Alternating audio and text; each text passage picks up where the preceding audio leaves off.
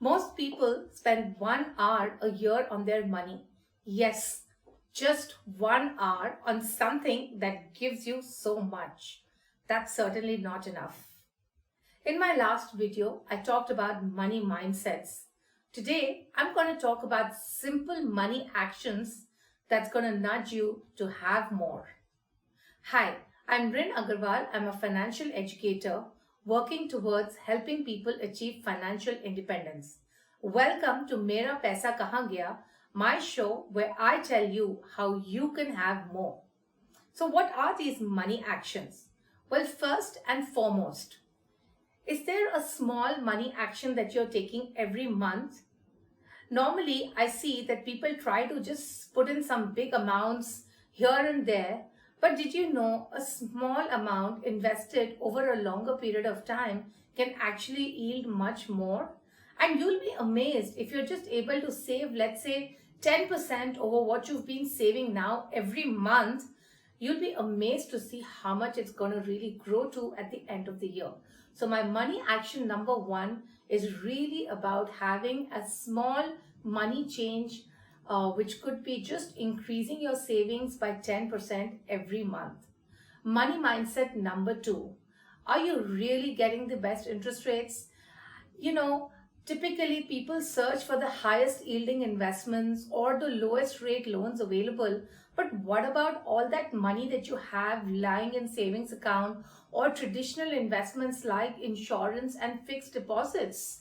Aren't you shortchanging yourself by having money at lower interest rates out there?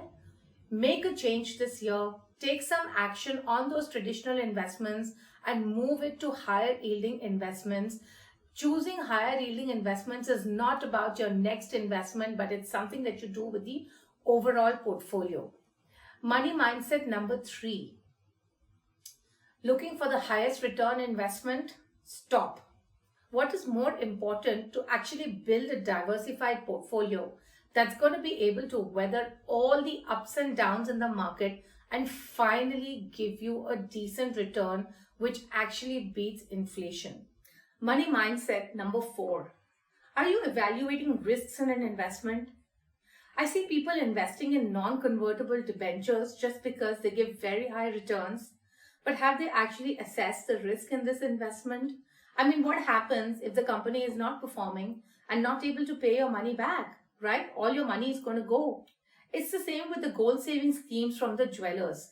They take your money because they're able to borrow it cheaper from you than with the bank, and they use it to run their business. But how do you know whether they're really going to pay your money back to you or not? Isn't that a very big risk? So money mindset number four is really about evaluating risks before you get into an investment.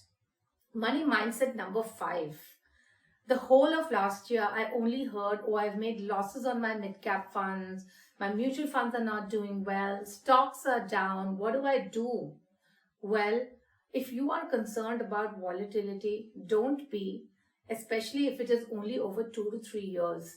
If you look at various studies over the last 35 to 40 years that the market has been in existence, you'll actually find that there are bear market periods. But if you hold for a really long period of time, which is about 7 years and above, the probability of negative returns is very low and you do end up making good returns. So stop worrying so much about negative returns in the short term. And by short term, I mean 2 to 3 years. Money mindset number six. Are you withdrawing from things that you shouldn't? I find that when people want to make the down payment of a house or they want to pay for child's higher education, they tend to dip into their employee provident fund. But remember, the employee provident fund is actually a security for your retirement, and it's a bad idea to actually withdraw from it because you really lose out the effect of compounding that you've had over so many years. The trade-off to early access to these funds really means less security in retirement. You'll have to think of alternate ways to really pay for all those other things and not touch your EPF. My next money mindset. Are you tracking your progress towards your financial goals?